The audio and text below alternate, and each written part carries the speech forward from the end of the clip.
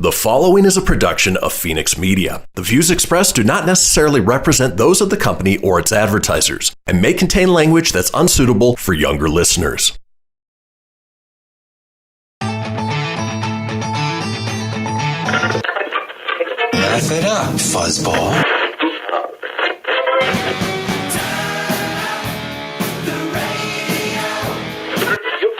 I'm about to do to you what Limp Bizkit did to music in the late 90s.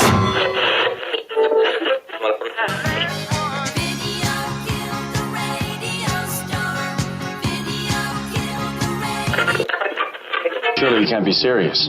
I am serious. And don't call me Shirley. Here goes the last DJ. Gentlemen, I wash my hands of this weirdness.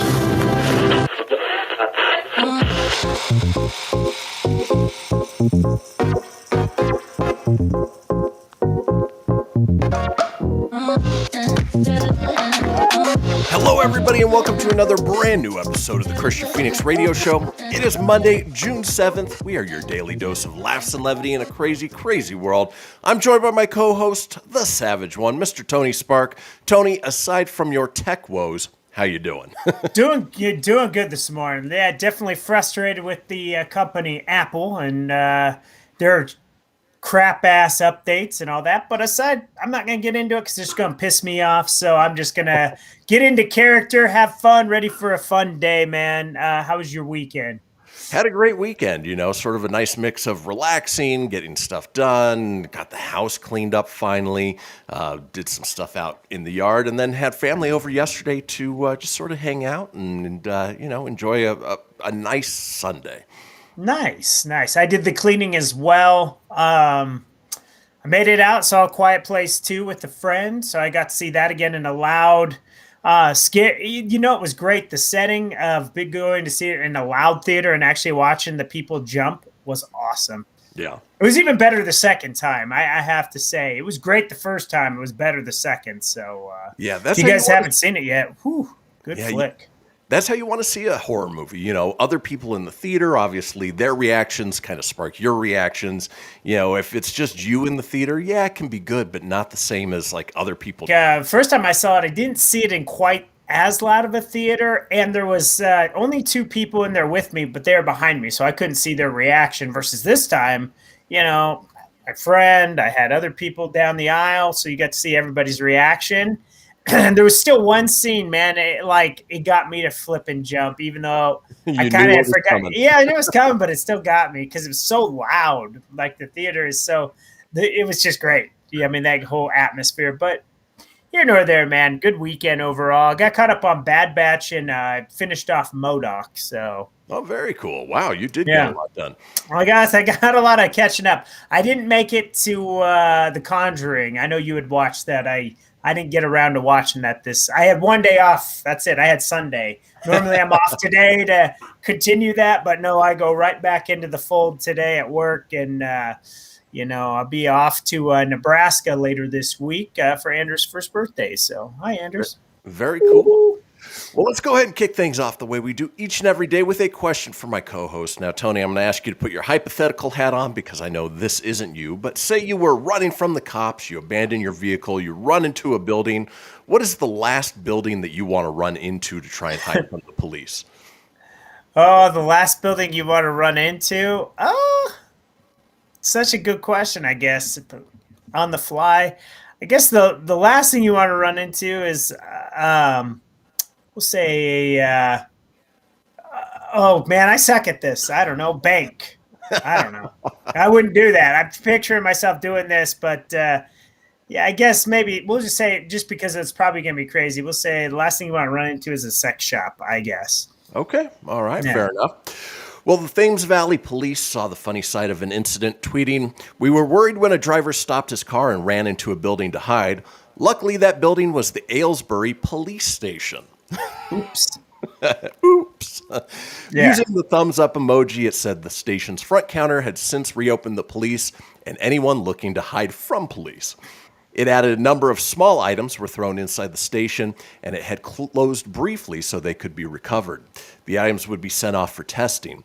A 25-year-old man from London was arrested on suspicion of being concerned in the supply of drugs.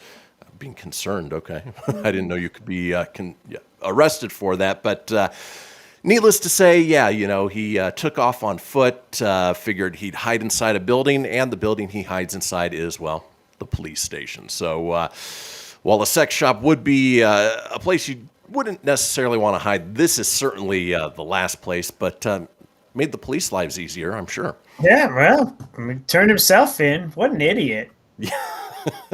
Don't you think he'd maybe take a glimpse up at the sign of the building that you're running into, just to be safe? Yeah, just make sure. Is that a cop station? Nope. But needless to say, I mean, if this guy's stupid enough to run into a police station, it's probably best that he's off the streets. Yeah. Well, most criminals would be better off the streets, but this is just one extra way to get an idiot off out of everyone's hair there. Exactly. I mean, the only thing worse would be if it resulted in like a Darwin Award. Like he walked into a manufacturing facility that, he fell into a vat of chemicals or, something like that. So who knows? Yeah. In any case, folks, it is Monday. We've got a wonderful show lined up for you today. Let's talk about today's show, shall we? Briefly, I hate Mondays. Just hate them. Therefore, I decree from this day forward, there will be no more Mondays. Yeah, I'd be okay if there were no more Mondays. But since there is, we've got a new show for you. Now, as we do on Mondays, we've got Silly Rabbit. This bit is for kids. We've got a segment called Welcome to the World of Tomorrow. And we round out the day with This Day in History. Folks, do not go anywhere. We will be right back.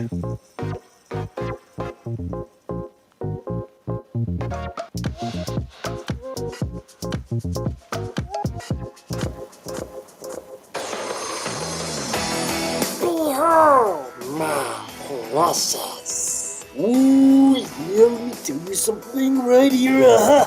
It's the Loot Crate subscription box, yeah, full of exclusive loot, fun surprises delivered to your door every month. Just pick up your favorite geeky genre, Daddy.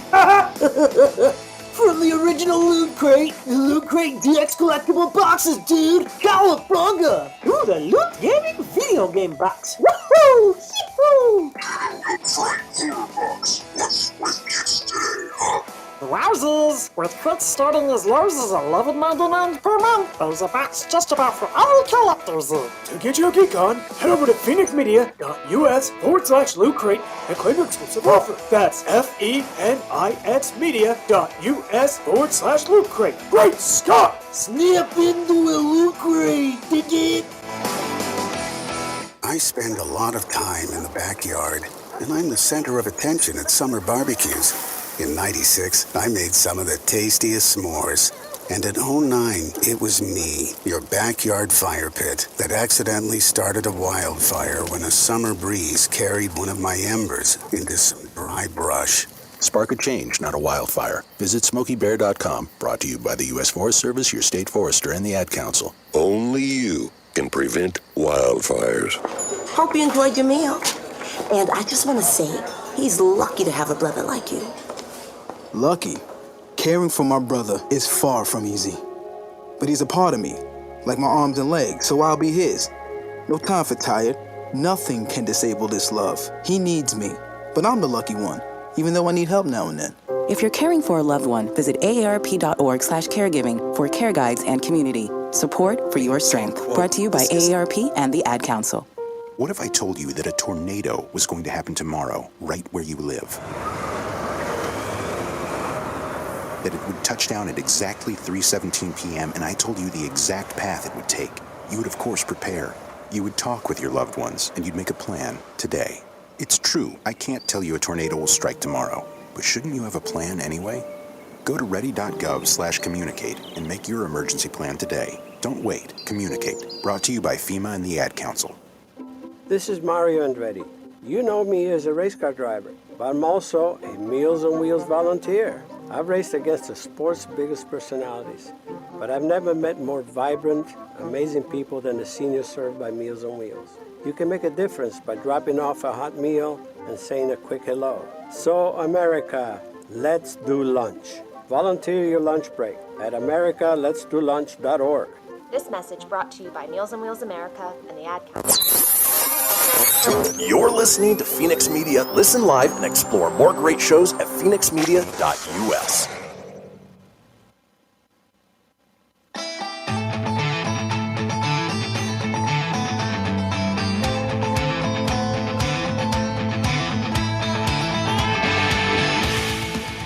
Get everything you need for the Kristian Fenix Radio Show over at phoenixmedia.us or on Facebook at facebook.com/Fenix Media Radio. Now back to the show.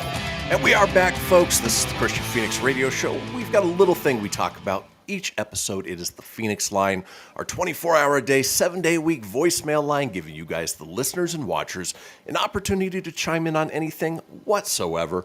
Maybe you were stupid enough to hide from police during a police chase in a police station. Well, we want to hear about it. Give us a call at 855-FENIX-RADIO. That's 855-FENIX-RDO or 855-336-4973. All we ask is that you keep it entertaining. We'll compile those together, put them out in a future show. Now, being that it is Monday, as we like to do on Mondays, we take a look at the strange world of kids, some of the funny things they do with a segment I like to call Silly Rabbit. This bit is for kids. All right, it's that time again where we find silly things that kids say, and this week we're going to do kind of a thing that you had sent me over this little article where parents used reverse psychology, and it totally worked on their clueless kids. Have you ever used this on your boys? I'm sure I have, not intentionally, but it's one of those things that if something else isn't working, you try, something different, and maybe reverse psychology works. And see if it works. Well, here's 30 times. We won't get through all 30, obviously. The segment doesn't run that long. But let's see, in 10 minutes, how many we can get through here. And we'll start with this one, where this lady took her 3-year-old son to one of the doctor visits where he was going to get a shot. He was worried about the shot and the whole drive over, almost to the point of tears. We get to the doctor's office, and a nurse lets me know that my son is not just scheduled for 1 shot, but 5 in the same visit. Oh, no. This person turns to their son with an exaggerated smile and tells them, good news, they figured out how to take that 1 big shot you were going to get and instead break it up into these 5 tiny shots so they won't hurt nearly as much. You could see the relief wash over his face. He stopped squirming and relaxed completely. He took the first shot and even smiled and said, it's true, the small ones don't hurt. We actually made it through the 3rd shot before the effect wore off and reality kicked in.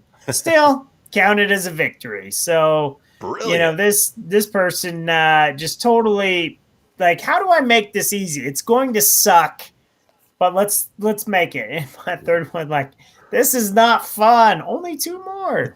Well, with kids, sometimes the worry is worse than what actually happens. And so sounds like that was the case here. And, getting through the 3rd shot without the kid freaking out, I would say that's a victory.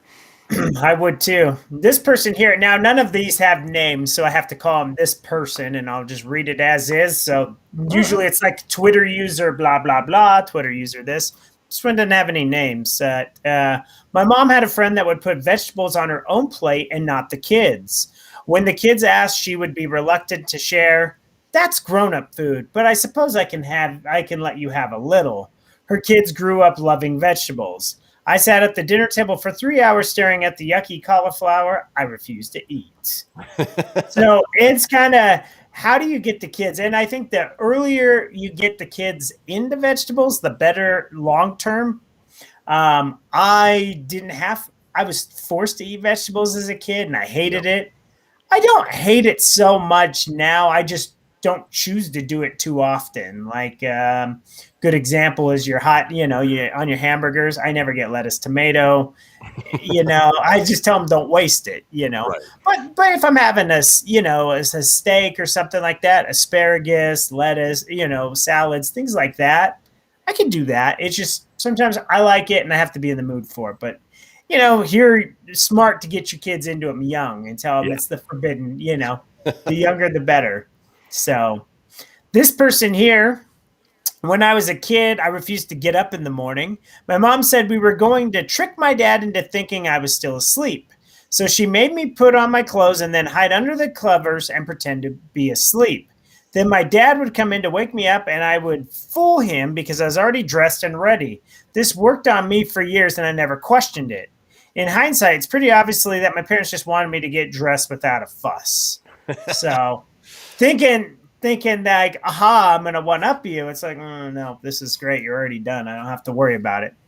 It's actually smart thinking if, even as an adult, sometimes if you got to do like a crappy turnaround, whether it's a flight, work, whatever it may be, maybe it's best to shower and get ready the night before. I tell myself that, like when I have one of those early red-eye flights, like I'll just get ready the night before. So all I have to do is just get up from a power nap and be out the door. But I never do that. I always out that way. I always think it'll be better to just jump in the shower, get ready. But the hard part is actually getting up to do said shower. Exactly. That's the hard part. Oh, I had one of those mornings this morning. So yeah, you're like, I should have just had it.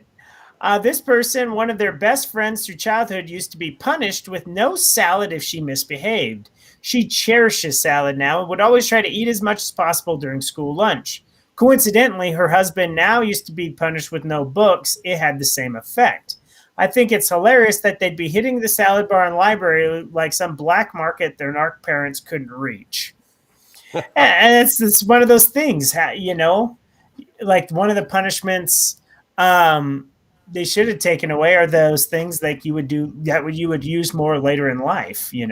Back when I was a kid and I'd get in trouble, I was allowed to go to my room, but I'd only be allowed to read a book. Right. I wasn't allowed to play video games or something like that. It was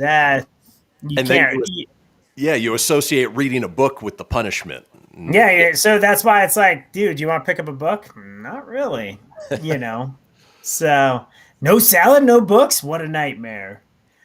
This person here, not reverse psychology exactly, but when they first had their son, who was about 4, he would often burst into their bedroom way too early in the morning, full of energy. It was up to the parent to either get up or engage with him or send him off on some mission so as to grab a few more precious minutes of shut-eye. This person's proud. He was telling them to go find which legs could run the fastest. He was charging around the corridor for ages, doing a kind of a maniac goose step before he came back in panting as they were both the same.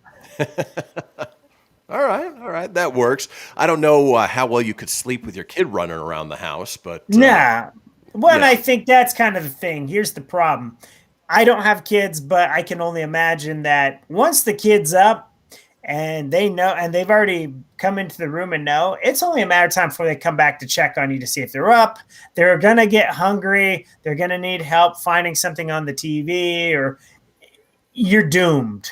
If they're up and they're energetic, you kiss that shut-eye goodbye because it's just not happening. Well, luckily with my boys, they know what they're allowed to do and how to do it before I'm up, because they're up at 5 o'clock in the morning. Typically during the week, I'm up at 6. So that extra hour, I is very precious to me. So they know what they can do, how to get, snacks that they want to in the morning. And that way they leave me alone for that hour. There you go. See, you had them well-trained early. Now, this person again, I don't know if you would call this reverse psychology, but I didn't realize it until my dad told me this. When there were chores that needed doing, he noticed if he asked me to mow the lawn, I would complain and procrastinate. But if he asked, would I rather mow the lawn or wash the windows, I'd pick one and just get it done. Shattered my brain when he told me when I was in my 20s. I use it when I'm coaching or babysitting all the time, and it almost never fails. So it's like, would you rather mow the lawn or pick up dog poop? Yeah, that's brilliant. I'll just mow the lawn. So that way you have a choice. What's the lesser of two evils? Which one are you going to take? Right. It's like the real world version of Would You Rather. Yeah. So, and hey. Supposed to do it. Yep. Kudos to them. So that good on them on that. This one, dad and certified foster parent here. Best trick I've learned, give kid choices. This is pretty similar to the last. Would you like water or apple juice? Would you prefer to read or make up your room? This way you guide them, but it's their choice. Always give them option A or B. Maybe change B for C if they argue, but be firm. If they don't choose, then you tell them you will make a decision for them. At the end, they will choose and will feel commitment to their choice. Again, that is would you rather pretty much. It's like, would you rather have I've seen people do this like with soda. Like, hey, you can have one Coke today. Would you rather have it now with your lunch or do you want it with your dinner tonight? Because you're only getting one. So, you know, I've seen that, I think, with Denny's kid. I think they've kind of made deals with the Coca-Cola. Good way to do it. Absolutely. This person, I used to tell my little toddlers that if they were fibbing, a black dot would appear on their tongue to their mother. So if I suspect a lie, just say, stick out your tongue. If they kept tight-lipped, I knew I was right. They are teenagers now and laugh about how they fell for this for years. Yeah, I could see when you get older and you start to grasp that that's a bunch of BS, then that's not going to work. But as a little kid, absolutely. Because kids, naturally, they don't mean to all the time, but they lie. They totally fib because they don't want to get in trouble. So they're going to tell you a story, and it's just human nature. It's not that they intend to lie about it. It just happens. It's not taught. It's just one of those things. So I think that's great. You tell them, well, I'm going to see. Let me see your tongue. The minute they say, they're lying. They give themselves away without knowing that they give themselves away. That's perfect. Exactly. This person here, instead of opting for psychology negativity that could make even a grown adult lose motivation, you could offer your child a choice. For example, say that your kid doesn't want to take a bath. You could say that bath time is over and that it's time for bed. This empowers your kid to choose what to do. This is another make a choice one. Okay. Well, I got like 42 seconds. Let me find one that's not a choice. A lot of these are, let's make a deal. So this one works if you have a toddler.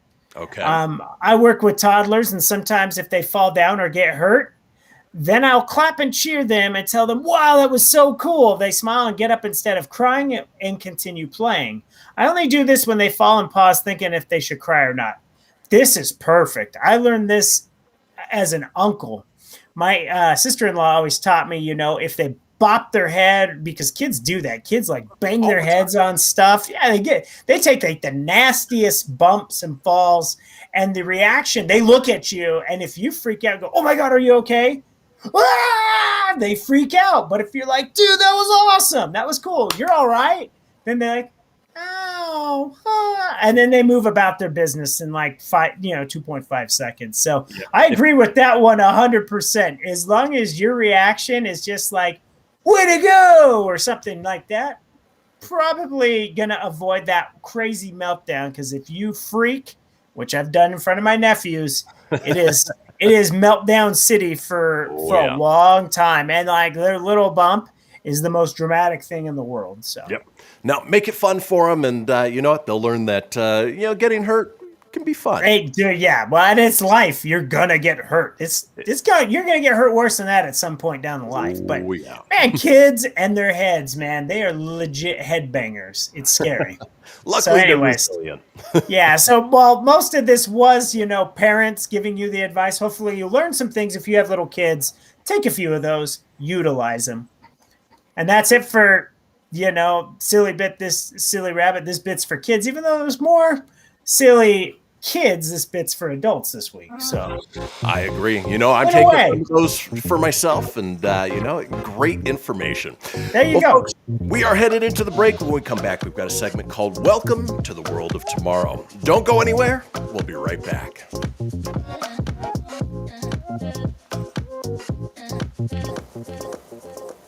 Okay, what are you wearing right now? Nothing. That's right. So mommy's going to teach you how to dress yourself. Underwear always comes first, name tag at the back, then pants, then shirt. Get the first button in the right hole or you have to start all over. Socks going first, then shoes, right on right, left on left. With shoelaces, just take the ends, cross them over, switch the loops, the rabbit goes down the hole, pull tight, and you're left with bunny ears. Got it? Why are your pants on your head? Most parenting is hard to do in just 2 minutes. But 2 minutes twice a day making sure they brush their teeth is easier, and it could help save them from a lifetime of tooth pain. Visit 2min2x.org to find out more. A message from the Partnership for Healthy Mouths, Healthy Lives, and the Ad Council. This message is for all of you sitting in the passenger seat. And apologies if it gets a little uncomfortable. But how does it feel to be at the mercy of someone who thinks a random text is more important than your life? Someone who takes their eyes off the road while speeding along in a 3-ton hunk of steel. Freaky, right? Well, why not just ask them to stop? Or better yet, volunteer to text for them. It might be a little awkward, but believe me, you'll live. Learn more at stoptextstoprex.org. Brought to you by the Ad Council and the National Highway Traffic Safety Administration. We are live outside the home of Joe and Rosie Goddard, where a pretty big tickle fight broke out just minutes ago. Sources say their father instigated the laughter. Let's go inside for a comment. Apparently, they have no comment. Dads, let this be a reminder that it only takes a moment to make a moment. Call 877-4DAD-411 or visit fatherhood.gov. Brought to you by the U.S. Department of Health and Human Services and the Ad Council. How's it going? I'm having a stroke. Are you going to shake my hand? I'm having a stroke. Wow, you're not even moving your arm. I'm having a stroke. When someone is having a stroke, they may not be able to say it with words, but their body language will tell you loud and clear. Look for FAST. F, face drooping. A, arm weakness. S, speech difficulty. T, time to call 911 immediately. Know the sudden signs. Spot a stroke fast. Visit strokeassociation.org. Brought to you by the American Stroke Association and the Ad Council. Hello, Kubo. What have you got planned for today? Come on, this way. Adventure can be found anywhere, but the best place to start is in the forest. It's the most powerful magic there is. Head outside to discover incredible animals. Wow. And beautiful plants that come together to create an unforgettable adventure. Hey! So grab your loved ones and explore a world of possibilities. Visit discovertheforest.org to find the closest forest or park to you. Brought to you by the Ad Council and the U.S. Forest Service. My teacher said that we should have a plan in case of an emergency. Do we have one? First thing I'm gonna do is grab a flashlight with dead batteries. I'm going to start randomly throwing clothes in the bag. You two will be hiding in the closet and Dad won't be able to find you. And that's when we both start crying. Uncontrollably. Can you pass the cutlets? Winging it is not an emergency plan. Make sure your kids know what to do during an emergency, who to call, where to meet, what to pack. Search Ready Kids at nyc.gov or call 311. Brought to you by the New York City Office of Emergency Management and the Ad Council.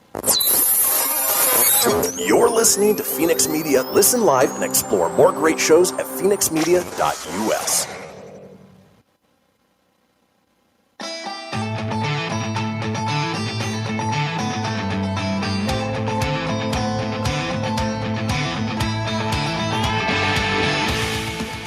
Get everything you need for the Kristian Fenix radio show over at phoenixmedia.us or on Facebook at facebook.com/Fenix Media Radio.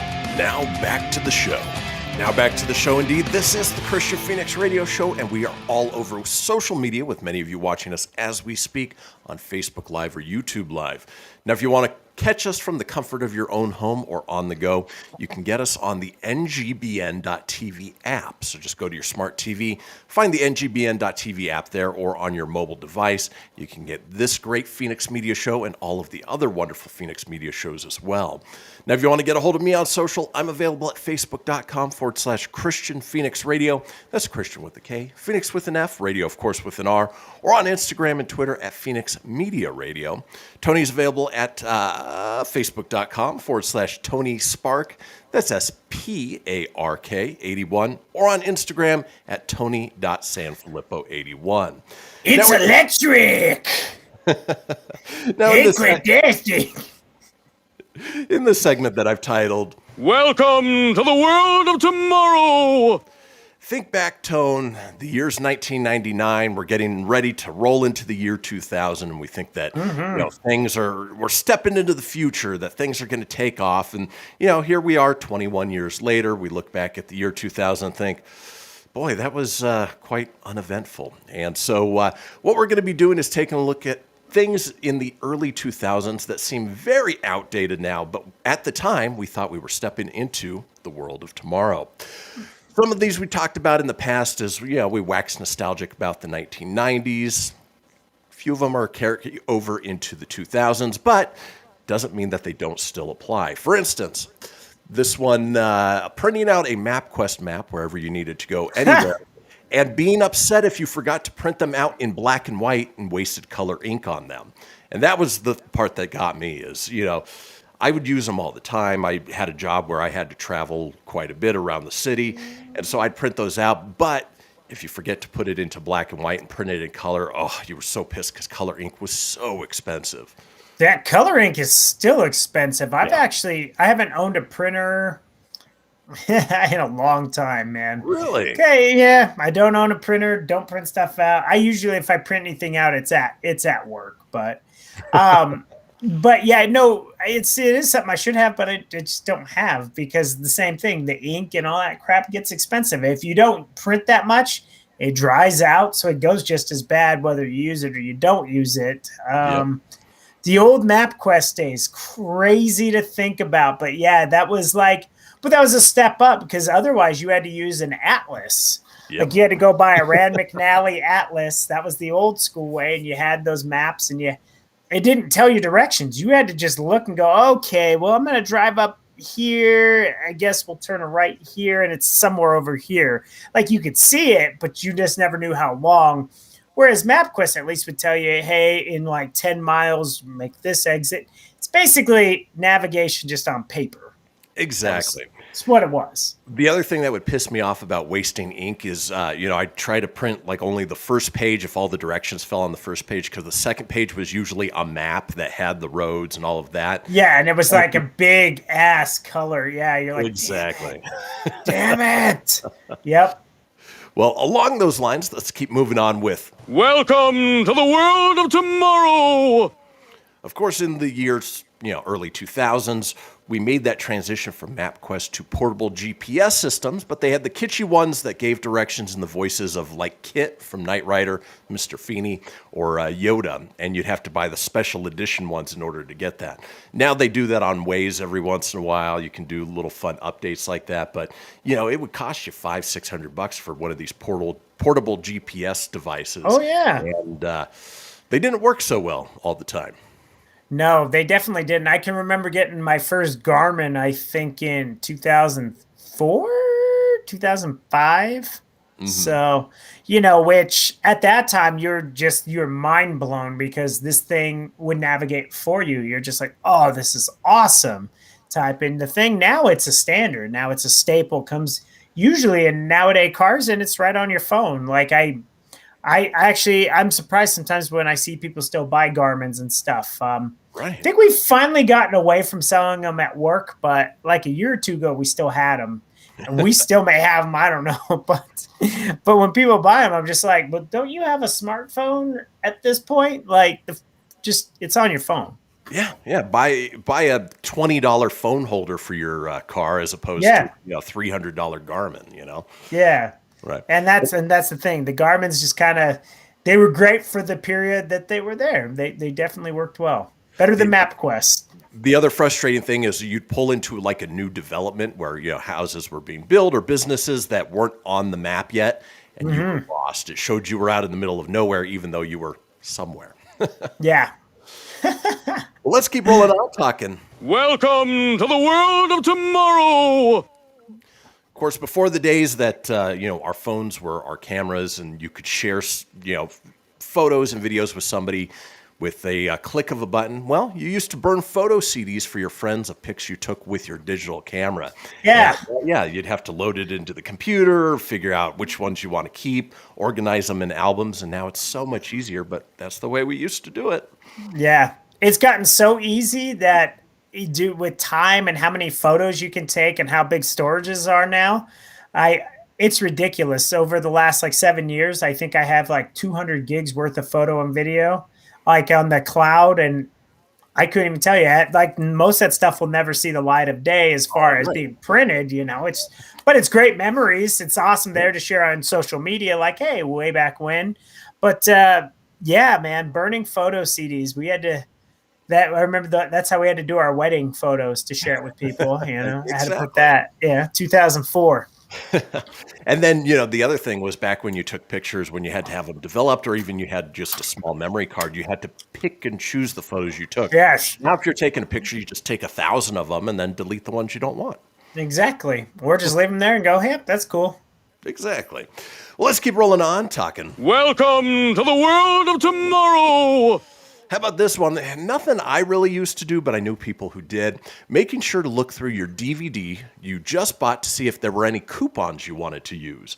Yeah, you could go through, there'd be like a Papa John's free cheese sticks and,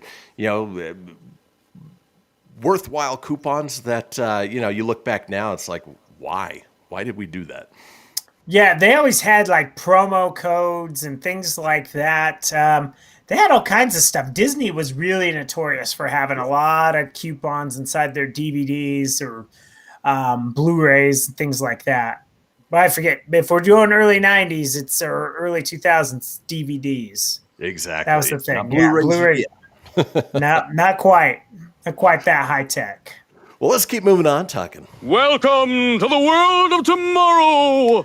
Oh, here's another one that I remember hating having to do probably once a month. Now we're used to Bluetooth optical mouses. Well, before, you had to clean your mouse by removing the ball from the inside and then, taking a Q-tip or a toothpick and like fishing out the hair and dead skin and all of the stuff that used to be picked up by that ball.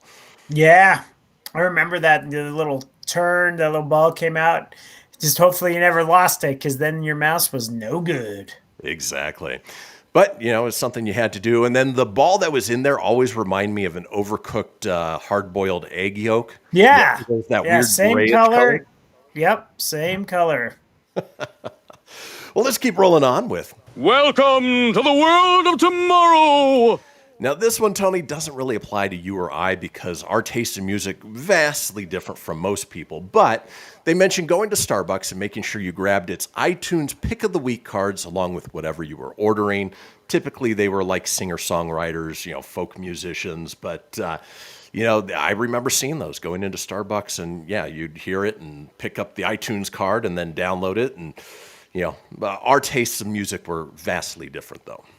Yeah, no, I remember back in the day for us to get into metal and stuff, if you didn't, because the radio didn't play a lot of the bands, they stuck to mainstream. You had to get, I think that was Revolver, or I don't know if it was Hit Parader or Revolver, I don't remember, but sometimes they'd have the sample CDs, it was like 10 tracks or like 20 tracks from like different up and coming bands. And sometimes that's how you discovered, or there was you would go into like JJ's Ear Candy and stuff, and they'd have like the monthly samplers. Yep. Yeah, that's how you got a hold of new music a lot of the time, was just samplers, whether it was that. But yeah, exactly. Very, very early days. Yep. And then finally here on. Welcome to the world of tomorrow. Well, it goes back to your technology woes, Tony. Do you remember having to wait to turn off your computer? You'd shut everything down, and then it would pop up that screen that says, it is now safe to turn off your computer. Oh, yeah. Now you can just power it down and it doesn't hurt anything, unless you're trying to update your stupid Apple Watch, and then it takes like 997 years to flip and do one dumb update. So, yep. Well, in 20 years, we'll be looking back on that and be going, that was It'd be good. Man, it's like this segment, it could have gone like back-to-back segments, man. This was definitely more in tuning. I love going back in time on this stuff. Exactly. Well, folks, that does do it for this segment. When we come back, we're heading into the final segment of the show. That means it's time for This Day in History. Don't go anywhere. We'll be right back.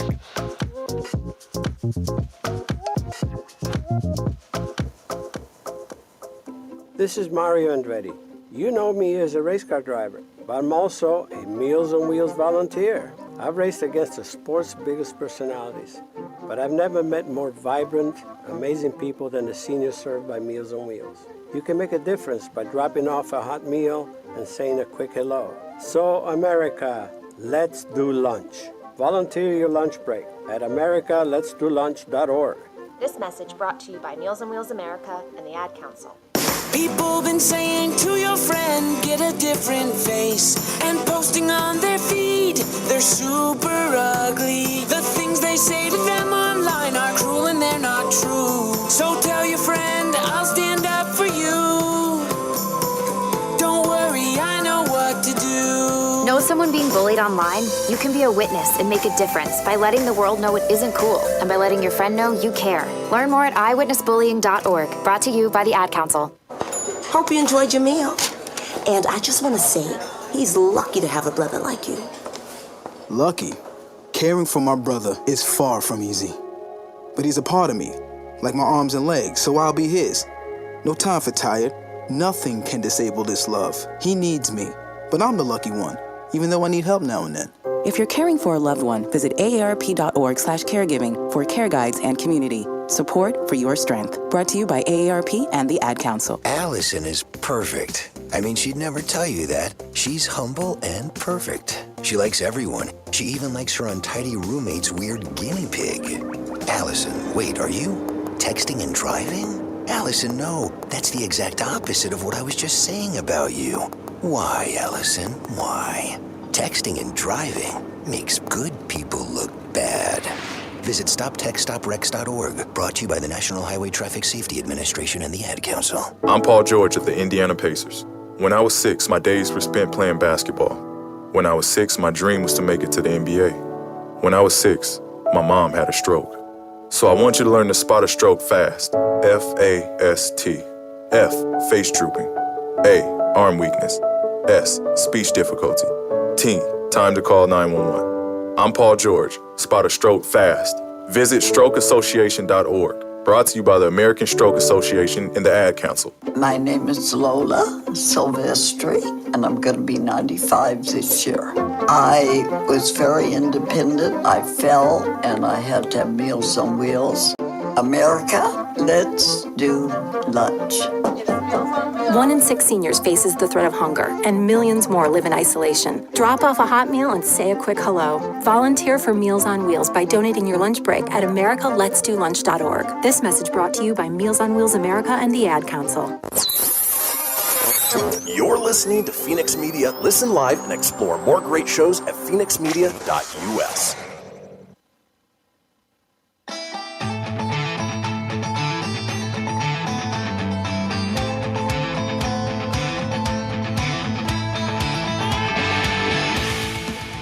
Get everything you need for the Kristian Fenix radio show over at phoenixmedia.us or on Facebook at facebook.com/Fenix Media Radio. Now back to the show.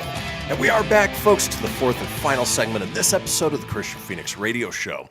Now, if you missed a portion of the show or you want to go back and catch up on any of the previous shows, it's easy enough to do so. Head over to phoenixmedia.us, click on the show's link, scroll on down to the Kristian Fenix radio show. From there, you can get video, you can get audio as well, or head over to wherever you get podcasts. Apple, Google, Stitcher, Spotify, Anchor Breaker, TuneIn, iHeart, Doozer, Dozer, Geezer, Gozer. Are you a god?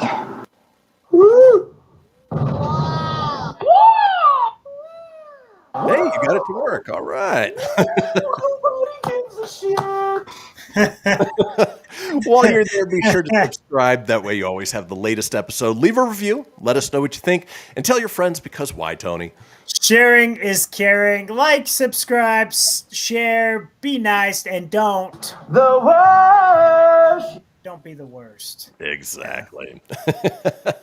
Well, folks, it is the final segment of the show. We like to drop a little knowledge on you, hopefully make you laugh at the same time. It is time for This Day in History. Traversing the globe for the stories that turn the world on its head. It's This Day in History with your correspondent on the beat, Kristian Fenix. Thanks, Siri. All right, let's go ahead and kick things off with this day in 1494. The Treaty of Tordesillas, Spain and Portugal divide the New World among a meridian 370 leagues west of the Cape Verde Islands off the coast of Africa. And so apparently Spain and Portugal were like, you can have this, we'll take that. Of course, the people who actually lived there were like, hey, what about us? Not so much. They're like, no, we're going to decide you don't get nothing, but you guys can have this. Exactly.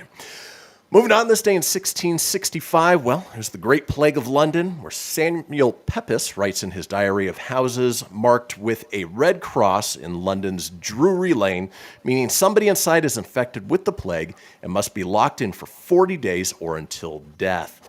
COVID! You look back at what that plague was compared to today's standards, and it was basically a simple flu. Killed millions of people, but at the same time, a little hygiene would have gone a long way for them. Yeah, well, and how crappy is that? They painted a Red Cross on there. So what if, like, you're cured? You still have the Red Cross. Sorry, Jim. You got to stay in there. You still got the Red Cross. No, I'm good. Still got the Red Cross. You can't come out, Jim. Sorry. Not for 40 days. And how do you get food and supplies and all that stuff? Well, who knows? Sure, that's probably how they all died. Exactly. No, it was the plague that killed them. No, they ain't eating. Well, let's move on. This day in 1769, Daniel Boone begins exploring bluegrass, better known as the state of Kentucky. And this picture makes Daniel Boone look like, one of the original founding fathers. I always sort of picture Daniel Boone in like a coonskin cap. That's what I was thinking too. Not this one. This one looks like, hey, y'all want to start a bluegrass band? I think we could sell it at Starbucks in 2000. Downloading them iTunes cards. Blowing into jugs and playing, broom handles and strings? Yeah. Bluegrass. Moving on, this day in 1893, Gandhi's first act of civil disobedience. Of course, it would be nice to have a little more information. Yeah. Was it, him doing a public fasting, not eating? Was it him storming somewhere official? I don't know. All it says is it's his first act of civil disobedience. Way to be disobedient, Gandhi. Jeez.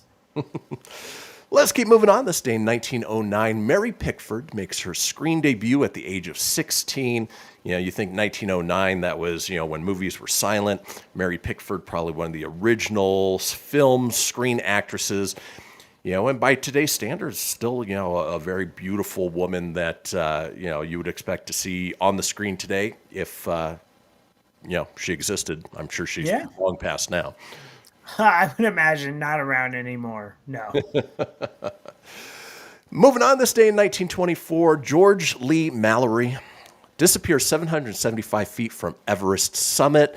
Well, I doubt he disappeared. I'm sure he is a George sickled there about 770 feet from the peak, just with layers and layers of snow and ice on top of him. Yeah, I would imagine if they haven't found him now, he's still up there somewhere, probably mostly preserved intact, I would think. Well, if not, a skeleton's there, right? Yeah, even today, if somebody dies near the peak, they just leave the body there. They don't try to extract them. And so there are literally dead bodies everywhere. You're walking on dead bodies as you're going up. Not something I want to do in my lifetime. No, I'm good. Yep. Moving on, this day in 1936, Charles Lucky Luciano is convicted on 62 counts of compulsory prostitution. I assume in this, he's not the one who's going out and prostituting himself. He's probably a facilitator, but that's the reason he was a gangster and found guilty. You just want to get lucky with you? I'm Luciano right here. Hey, get lucky with Lucy tonight. That's probably why his nickname was Lucky. Yeah, because I get lucky. Moving on, this day in 1937, Time magazine publishes the second of the only two known photos taken of the United States Supreme Court in session. And grainy black and white photo. It looks like somebody kind of took it, under their coat. But back at that time, trying to figure out what was going on in there, not so much. Now, of course, you get C-SPAN and you get that peek inside. Yeah, now it ain't a big mystery. Exactly. Back then it was like, ooh, coveted, sneaky. Speaking of firsts, as far as film and TV goes, this day in 1955, the first president to appear on color television is Dwight D. Eisenhower. Before that, it was all black and white. Oh, yeah, he gets a tunnel named after him, and he was the first one on color TV. There you go. Moving on, this day in 1969, I didn't realize he had his own show. The Johnny Cash Show debuts on ABC TV. I can't even imagine what that would have consisted of, what that would have looked like. And, he's not typically a, bright and, outgoing person. He tends to be more on the darker side, which is why he got his nickname of the Man in Black. It was called The Man in Black. That was the name of the show. You like The Man in Black, the Johnny Cash Show. Little Michael Polson was watching that show. Oh, for sure. He was probably also keeping an eye on these guys. This day in 1969, supergroup Blind Faith's debut performance in Hyde Park, London, featuring Eric Clapton, Steve Winwood, Steve Baller, and Rick Gretsch. And Eric Clapton probably the biggest name in that, and he had a lot of bands, but a lot of good hits too. Yeah, he did. Talented musician. Yep. Extremely talented. Speaking of music, this day in 1977, during the Queen's Jubilee, the Sex Pistols attempt to perform on a boat on the River Thames, but are forced to stop by the police. Boy, they did everything they could to try and undermine what was happening in the British government. People just they weren't. They're like, yeah, what can we piss them off today? Hey, they built a reputation on it, right? Yep. And boy, quite the reputation they had. Moving on, this day in 1986, Madonna's single "Live to Tell" goes #1. That's still in your playlist, right, Tom? It is. It's in my rotation daily. Live to Tell. Yeah. I actually don't know Live to Tell. You know what? That's one I'm not familiar with. Yeah, either. I'm not either. If it would have been popular, preach, pray, like a prayer, like a virgin, whatever. True Blue. I know a couple Madonna, early 80 ones, but I've never heard of that one. Exactly. Here's one that you probably do know, Tone, based on your previous relationship. 2004, "Live Like You Were Dying" single released by Tim McGraw was the Grammy Award Best Country Song for 2004 and Billboard Song of the Year, same year, 2004 as well. I can't believe that one's that old now. Like, I don't feel like it came out that long ago, but 2004 makes sense. I've actually seen Tim McGraw Faith Hill live. Pretty good. Have you really? All right. Not bad. You got to give those early country guys at least that credit that they put on wonderful shows. Yeah, absolutely. Yeah, all right. McGraw can definitely perform. This day in history, this day in 2012, 16th century archaeology remains of the Curtain Theatre, where some of Shakespeare's plays first performed, found under a pub in London. Could you imagine stumbling upon that? That would be awesome. That would be. You're like, how do we know? It's Shakespeare's theater. There's Shakespeare's skeleton. Hello, Gooba. And finally, people, before we head out for the day, let's run down some of today's holidays, where we talk about the things that we... Speaking of Madonna. All right, this day, let's see. It is Daniel Boone Day, for obvious reasons. It is Junebug Day. Nothing more annoying than one of those flying into your mouth or your eyeball. It is National Thank God It's Monday Day. And why? Do you really want to celebrate that? It is National Chocolate Ice Cream Day. I'm all about that. Okay. It is VCR Day. And Tony, finally for you, just for you, it is Trial Technology Day. So fitting. Yeah, well, it's folks, frustrating. that does it for today's show. We will be back tomorrow with a brand new episode on a Tuesday, which means Animal Tales. In the meantime, have a wonderful Monday, everybody.